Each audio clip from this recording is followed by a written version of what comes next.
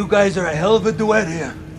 Why'd you start harmonizing? The Penguin is the latest DC adaptation to hit our screens. The new show offers us a closer look at both Gotham's criminal underworld, as well as Colin Farrell's fantastic performance as the ambitious mobster. However, he is hardly the only man to bring the avian-like villain to the big screen. Join Screen Rant as we break down every difference between Colin Farrell and Danny DeVito's Penguins. There are many differences between these two versions. The most notable is their respective looks. DeVito's Penguin is more deformed and monstrous in appearance than Farrell's facially scarred gangster. Batman Returns established this version of Oswald Cobblepot was born highly deformed. His fingers are merged together to form flippers, and his nose is very long and beak-like. He also has the ability to eat a full-grown cat as a newborn. This makes this Penguin far more fantastical than Farrell's version. Colin Farrell's Oz Cobb has a physical appearance closer to the real-life Al Capone than any version of the Penguin seen before. He has a large facial scar on his cheek, as well as pockmarked skin. He also has a few gold teeth, indicating that he lost them in a fight. The new show also gives us a look at his clubbed foot, which gives him a waddle-like gait. You're always just a gimp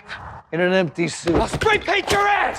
There is also the way they both talk, and the difference is apparent between both. DeVito has a more traditional, high-pitched voice with a squawk-like undertone. It's very much inspired by Burgess Meredith's performance in the 1960s TV series and film. This has long been the way the Penguin has been interpreted, as a sleazy ghoul with delusions of poshness. Some versions of the Penguin even have a British accent despite being born in Gotham. Oz Cobb is different again in this way. He has more of a New York or Chicago affect to his voice. It's again meant to evoke real-life gangster Al Capone, or at very least Robert De Niro's performance in The Untouchables. When it comes to ruling the roost, DeVito's Penguin has far more power than Farrell's. In Batman Returns, Oswald Cobblepot is thrown into the sewers as a baby. He still manages to rise to power under Gotham. First, he organizes an army of unemployed circus people, and then he trains a whole flock of abandoned zoo penguins. He collects blackmail on some of Gotham's most powerful elites, and even manages a semi-successful run for mayor. Oz Cobb, however, is far from on top. He is a capo in a powerful crime family. However, he still answers to the Falcone family. The new show sees him trying to change this. However, it will take far more than a few circus freaks and some rocket penguins. The first episode of The Penguin shows that he has ambition, however, and the drive needed to come out on top. There are other elements as well. Farrell's Penguin still has his mother, who is living just outside the city. DeVito's Penguin's parents abandon him and are both dead by the time he rises to power in Batman Returns. Oz Cobb was also born poor, and is managing to claw out a living as he rises through the ranks. Oswald Cobblepot, however, was born to very wealthy aristocrats, but was forced to live in the sewer. What other differences are there between these two versions of the Penguin? Thanks for watching Screen Rant, and stay tuned for more DC news.